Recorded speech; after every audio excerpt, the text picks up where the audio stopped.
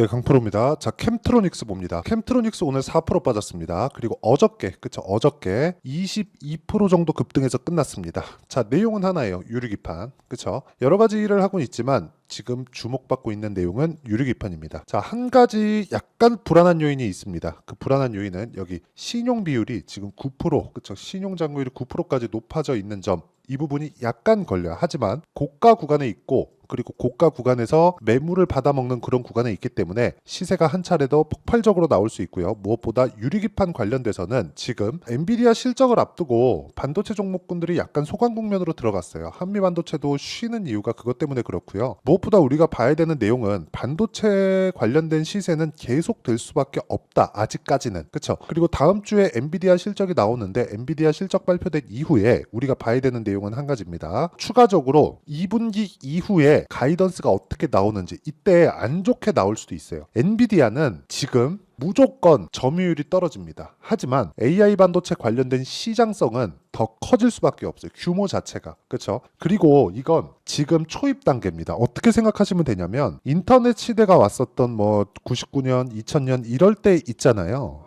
인터넷 속도가 이렇게 좀 급격하게 빨라지던 그 시기에 다들 아시겠지만 닷컴 버블이나 그런 것들이 있었어요. 근데 지금은 인터넷이 안착이 됐고 정착이 되어 있는 그런 상황에서 AI로 넘어가는 그런 상황이 있잖아요. 근데 우리는 인터넷 시대가 어떻게 정착이 됐는지를 봐왔단 말이에요. 근데 그런 과정에서 지금 올라가고 있는 종목군들은요. 전부 다, 그쵸? 반도체를 포함해서 AI 서비스를 하려고 하는 그런 기업들의 시가총액은 지금 나스닥에서 시가총액 1, 2위를 다투는 그런 기업들이고 이름만 대면 알만한 기업들입니다.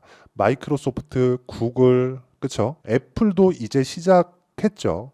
이번에 아이폰 17인가에는 애플의 M4 칩셋까지 달려 나오면서 AI 부분에 대한 내용을 굉장히 많이 조금 더해서 나옵니다. MPU 관련된 그 범위가 상당히 넓어진 그런 상황이 있어요. 그렇기 때문에 AI 관련된 내용으로 인해서 지금 당장에 돈을 버는 기업들은, 그쵸? 지금 당장에 돈을 버는 기업들은요, 반도체 기업들입니다.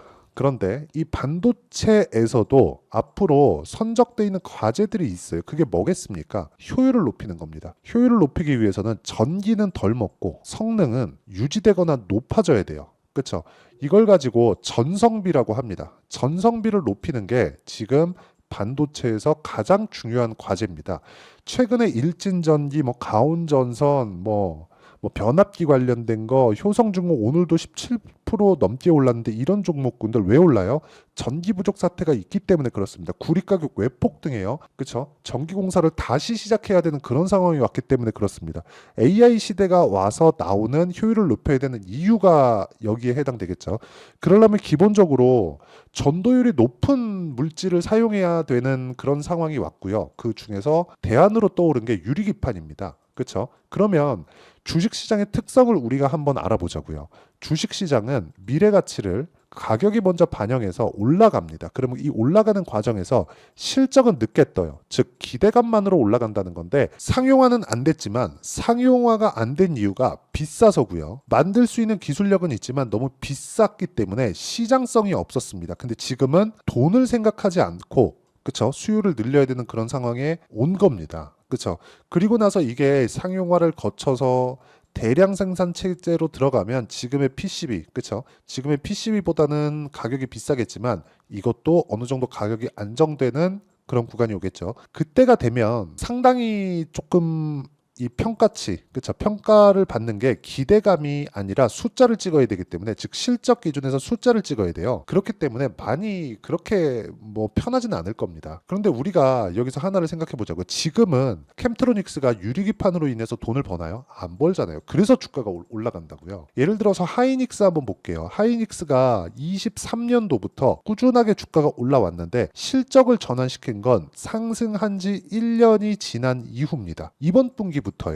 그렇다는 건 주가는 먼저 상승한다는 게 증명이 된 거고요. 이 구간에서 다음 기대감을 가지고 있는 게 무엇인가? 그 내용에 대해서 이야기를 드리는 거고 그 중에 하나가 캠트로닉스, 즉 유리기판 관련주입니다. 유리기판 관련주들의 범위는 넓어요. 자, 하나씩 제가 말씀드릴게요. 일단 캠트로닉스가 지금으로서는 가장 강하고요. 필옵틱스, 그쵸? 그리고 YC캠, 그리고 대형주 단으로 넘어가면 SKC, 그쵸? 이런 쪽으로 갑니다. 자, 여기서 대형주군에서는 무언가 실적 기반이 안 되면, 그러니까 그런 거죠. HBM처럼 지금 당장 만들어서 납품하면 돈이 되는 쪽, 즉 하이닉스는 시세를 낼 수 있지만 SKC 같은 경우에는 숫자를 찍기에는, 그쵸? 유리기판으로 숫자를 찍기에는, 즉 실적을 찍기에는 아직까지는 무리가 있기 때문에 기대감만 가지고 있는 중소형주군에서 움직임이 나오고 있는 겁니다. 그쵸? 그 중에 하나가 캠트로닉스고, 지금으로서는 뭐 필옵틱스도 강하고 YC캠도 강하지만 단기간 봤을 때는 캠트로닉스의 상황이 굉장히 강한 모습을 보이고 있습니다. 이 구간에서 우리가 가격을 잘 잡는 것만이 주식시장에서 꾸준하게 수익을 낼 수 있는 방법이고요. 그 가격을 잘 잡는 방법에 대한 내용을 여기 캠트로닉스의 가격과 단기 보유 전략, 단기는 제가 뭐라 그랬어요? 2주 안에, 그렇죠? 2주 안에 수익을 낼 수 있는 가격대를 잡는 법입니다. 그리고 이렇게 가격에 대해서 제가 지속적으로 강조를 드리는 이유는 기대감을 수치화시킬 수 있는 건 가격 말고 없습니다. 그렇기 때문에 우리가 올라가는 상황에서 매매를 해야 된다는 거고, 그 올라가는 구간에서 매매를 했을 때 우리는 2주 안에 수익 전환시킬 수 있는 상황을 만들 수 있습니다. 그리고 이 내용에 대한 부분을요, 제가 문자로 공유를 해드리고요. 무엇보다 캠트로닉스의 변동성, 즉 신고가 구간에서 변동성이 상당히 커져 있기 때문에 캠트로닉스의 실시간 타점을 제가 문자로 공유를 해드리겠습니다. 무료로 공유를 해드릴 테니까 구독과 좋아요 2개 눌러주시고요. 상단에 있는 전화번호로 캠트로라고 문자 보내주시는 분들에 한해서만 제가 캠트로닉스의 가격 그리고 단기 보유 전략을 문자로 공유를 해드리도록 하겠습니다. 자, 그러면 제가 가격을 기준에서 봐야 된다고 누차 강조를 드렸는데, 이렇게 가격 기준에서 봤을 때 내가 어떤 정도의 매매를 할 수 있는지 먼저 보겠습니다. 자, 첫 번째, 제가 여기 전기 관련주도 굉장히 강한 움직임을 보이고 있다고 말씀드렸는데, 자, 어때요? 대한전선, 그쵸? 신고가 구간에서 매수를 했을 때 정확하게 한 2주 정도 기간 동안 25% 정도의 수익, 그쵸? 매도 기준에서 이야기를 드리는 거고, 뭐 다른 종목들 같은 경우에도 뭐 자람 테크놀로지 같은 거 75%, 정확하게 3일 걸렸죠. 이런 식의 매매가 이루어집니다. 이 화면은요, 키움증권의 0606 화면, 그쵸?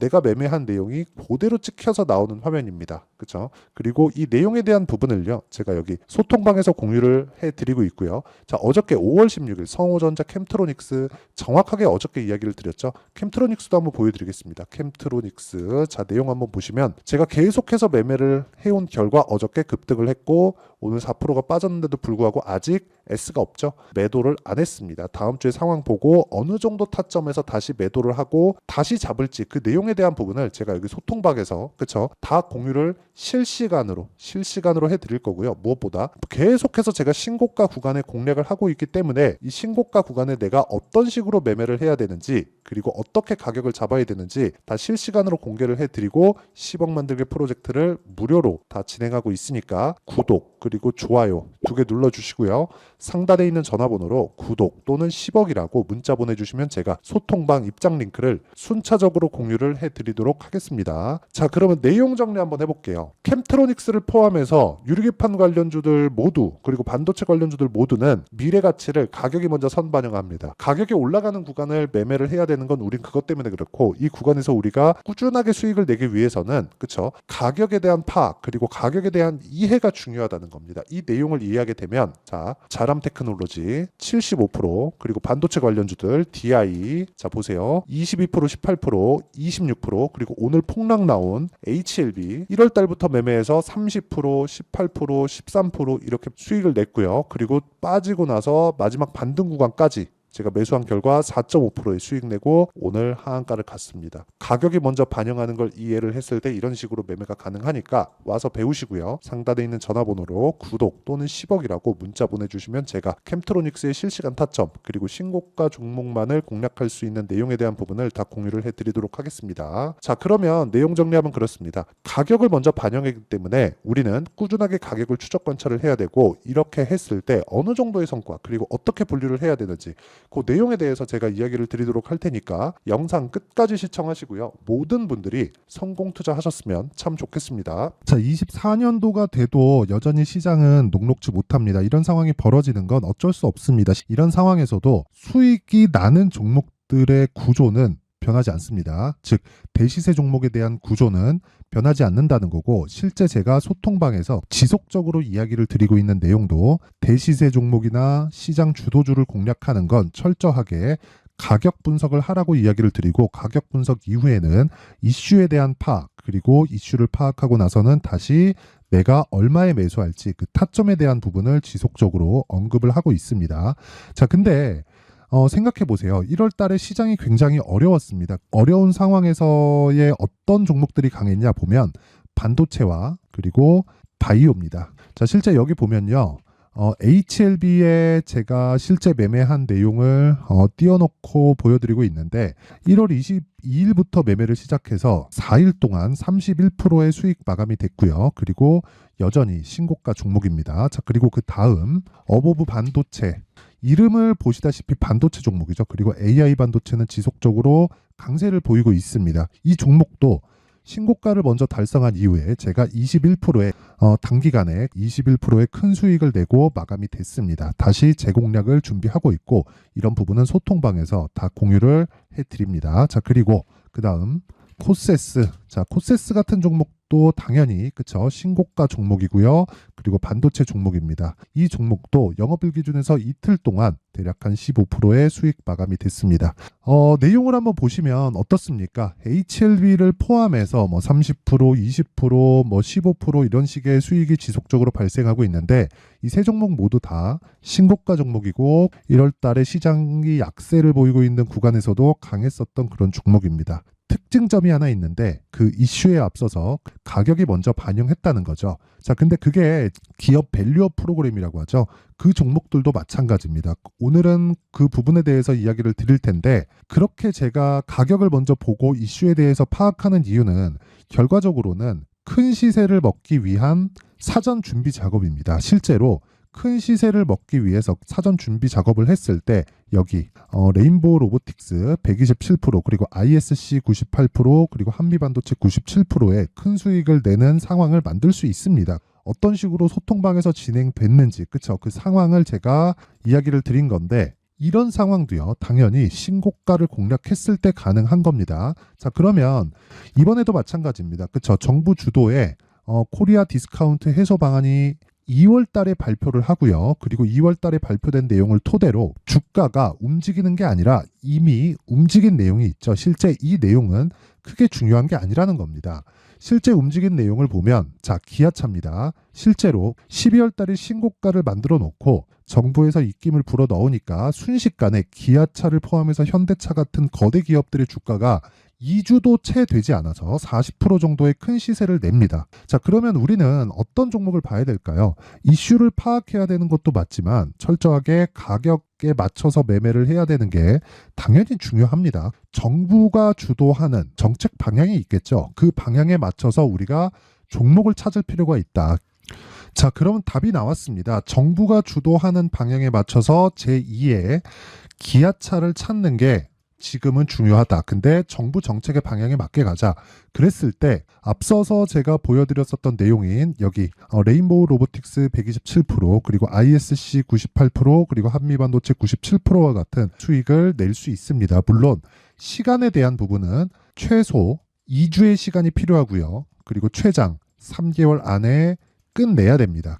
자, 기아차의 시세를 보셨던 것과 같이 2월 달에 정부 정책의 방향이 결정되고요. 바로 3월 달이면 시행입니다. 자, 그러면 우리는 거기에 맞춰서 당연히 종목을 찾아야 되고, 제가 제2의 기아차를 찾아놨습니다. 제가 아까 전에 소통방에서 이야기를 드렸었던 내용 다 공개를 해드렸는데, 그 내용처럼 종목만 받고 싶다 하시는 분들은요, 상단에 있는 제 전화번호로 대시세, 자, 대시세라고 문자를 보내주시면 정부 정책의 방향에 맞는 종목을 모든 분들에게 무료로 공개를 해드리도록 하겠습니다. 자, 제가 원하는 건 채널 성장이 목적입니다. 자, 그래서 구독과 좋아요 꼭 좀 부탁드리고요. 모든 분들이 정부 정책에 맞는 방향으로 매매를 이어가서 큰 수익 보셨으면 좋겠습니다.